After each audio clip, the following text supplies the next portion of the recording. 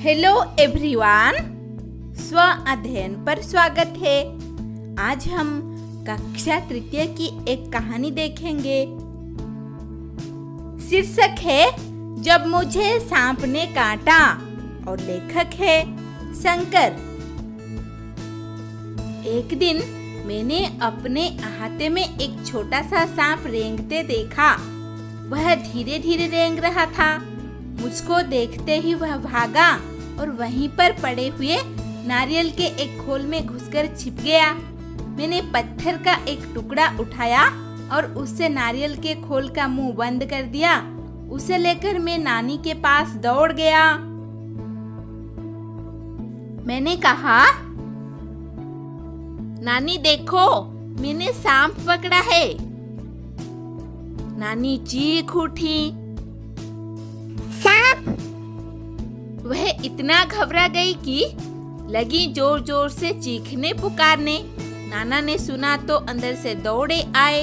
जब उन्हें पता चला कि नारियल के खोल के अंदर सांप है तो उन्होंने मेरे हाथ से उसे छीनकर दूर फेंक दिया। नन्हा सांप बाहर निकल आया और रेंगता हुआ पास की झाड़ी में गायब हो गया। नाना ने मुझसे कहा, खबरदार, फिर कभी सांप के पास मत जाना। सांप बहुत खतरनाक होता है।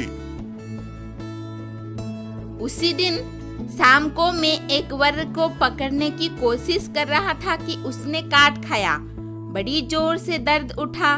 मुझे दर्द से कराहते देखकर नानी ने सोचा कि मुझे सांप ने काट लिया है। मैंने दौड़कर नानी को उंगली दिखाई।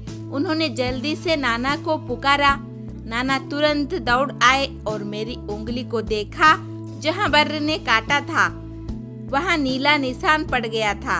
वह चट मुझे गोद में उठाकर बाहर भागे। बाग और धान के खेतों को पार करके भागते भागते वह अपने घर से दूर एक छोटी सी झोंपड़ी के सामने जाकर रुके। वहां पहुंचते ही उन्होंने आवाज लगाई। एक बूढ़ा आदमी बाहर निकला। वह सांप के काटने का मंत्र जानता था। नाना ने उससे कहा, इस बच्चे को सांप ने काट लिया है, इसकी झाड़ फूंक कर दो।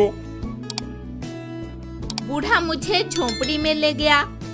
उसने मेरी उंगली देखी और बोला, चुपचाप बैठो, हिलना डुलना मत। फिर पीतल के बर्तन में पानी लाया और मेरे सामने बैठकर मंत्र पढ़ने लगा। ओम मा मा मा फू, ओम मा मा फू, ओम मा फू। मैं चाहता था तो बहुत कि उस बूढ़े को बता दूं कि मुझे सांप ने नहीं बर्र ने काटा है, पर मेरे नाना मुझे कसकर पकड़े रहे और मुझे बोलने ही नहीं दिया। जैसे ही मैं कुछ कहने को मुंह खोलता वह डांट कर कहते, चुप। डर के मारे मैं चुप हो जाता। हमारे पीछे पीछे हमारी नानी भी कई लोगों के साथ वहां आ पहुंची। सब लोग उदास खड़े देखते रहे। तब तक मेरी उंगली का दर्द जा चुका था। फिर भी मुझे वहां जबरदस्ती बैठकर झाड़ फूंक करवानी पड़ रही थी। कुछ मिनट बाद बूढ़ा आदमी उठा। उसने उसी बर्तन के पानी से मेरी उंगली धोई और मुझे पिलाया भी। उसने मुझे बोलने से मना कर दिया था ताकि दवा का पूरा असर हो। फिर वह नाना से बोला, अब बच्चा खतरे से बाहर है।